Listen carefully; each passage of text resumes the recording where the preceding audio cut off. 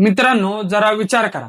एक असा व्हायरस ज्यावर कोणतीही लस नाही, ज्यावर कोणतेही खात्रीशीर औषध नाही आणि ज्याचा मृत्यू दर चक्क 40 ते 75% आहे.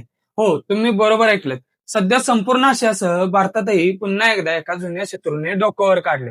त्याचं नाव आहे निपाह व्हायरस. पश्चिम बंगाल आणि केरळमध्ये याचे रुग्ण आढळताच आता विमानतळापासून ते अगदी जागतिक आरोग्य संघटनेपर्यंत सर्वांचीच झोप उडाली आहे. हा व्हायरस इतका खतरनाक का आहे, तो थेट आपल्या मेंदूवर कसा हल्ला करतो आणि सगळ्यात महत्वाचं म्हणजे यापासून आपल्या कुटुंबाला कसं वाचवायचं, हे सर्व आज आपण या व्हिडिओमध्ये सविस्तर पाहणार आहोत. कारण माहिती हीच सर्वात मोठी सुरक्षा आहे. नमस्कार मित्रांनो, स्वागत आहे तुमचं आपल्या लाडक्या मराठी जोश कट्टावर. सर्वात आधी समजून घेऊया की निपाह नक्की काय आहे. हा एक झुनोटिक आजार आहे. म्हणजे काय तर हा आजार प्राण्यांकडून माणसांमध्ये पसरतो. निपाह व्हायरसचे नैसर्गिक वाहक फ्रूट बॅट्स म्हणजे फळं खाणारी वटवागळं आहेत. ही वटवागळं स्वतः आजारी पडत नाहीत, पण त्यांच्या लाळेतून, मूत्रातून किंवा विष्ठेतून हा व्हायरस इतर प्राणी किंवा माणसांपर्यंत पोहोचतो. आता हा पसरतो कसा, याचे मुख्य 3 मार्ग आहेत. पहिला म्हणजे दूषित अन्न. जर वटवागळाने अर्धवट खाल्लेलं फळ किंवा पक्ष्यांनी कुरतडलेली फळं आपण खाल्ली तर संसर्ग होऊ शकतो. दुसरं म्हणजे प्राण्यांशी संपर्क. संसर्ग झालेल्या डुकरांच्या किंवा इतर प्राण्यांच्या संपर्कात आल्याने हा रोग होऊ शकतो. तिसरं म्हणजे माणसाकडून माणसाला. हा सर्वात मोठा धोकादायक भाग आहे. संक्रमित व्यक्तीच्या जवळ राहिल्याने किंवा त्यांच्या शरीरातील द्रव्यांच्या संपर्कात आल्याने हा वेगाने पसरतो. निपाहची लक्षणं ओळखावी कशी? कारण सुरुवातीला ही लक्षणं साध्या तापासारखी वाटतात, ज्यामुळे धोका वाढतो. अचानक खूप ताप येणे, अंगदुखी, डोकेदुखी, उलट्या होणे आणि घसा खवखवणे, श्वास घेण्यास त्रास होणे. गंभीर लक्षण म्हणजे गोंधळलेली अवस्था होणे किंवा बेशुद्ध पडणे.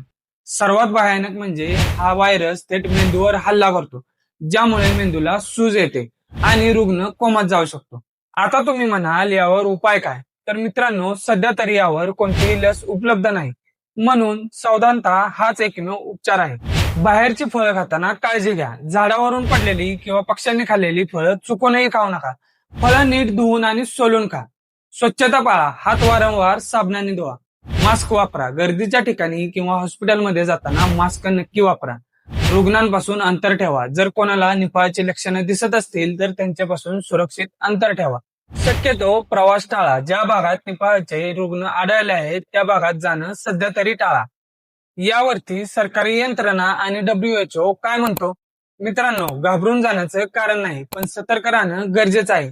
भारत सरकार आणि जागतिक आरोग्य संघटना यावर बारकाईने लक्ष ठेवून आहेत. अनेक आशियाई देशांनी विमानतळावर स्क्रीनिंग सुरू केलं आहे. पश्चिम बंगालमध्ये संशयित रुग्णांवर उपचार सुरू आहेत. आरोग्य यंत्रणा सज्ज आहे. फक्त आपण अफवांवर विश्वास न ठेवता अधिकृत माहितीवर लक्ष दिलं पाहिजे. तर मित्रांनो, निपाह व्हायरस नक्कीच धोकादायक आहे, पण जर आपण योग्य काळजी घेतली तर आपण स्वतःला आणि आपल्या कुटुंबाला सुरक्षित ठेवू शकतो. तुम्हाला ही माहिती कशी वाटली हे आम्हाला कमेंट्समध्ये नक्की सांगा. हा व्हिडिओ जास्तीत जास्त शेअर करा, कारण तुमची एक शेअर केलेली माहिती कोणाचा तरी जीव वाचवू शकते. अशाच नवनवीन आणि महत्वपूर्ण माहितीसाठी पाहत राहा आपला लाडका मराठी जोश कट्टा. भेटूया पुढच्या व्हिडिओमध्ये. तोपर्यंत काळजी घ्या आणि सुरक्षित राहा. जय हिंद, जय महाराष्ट्र.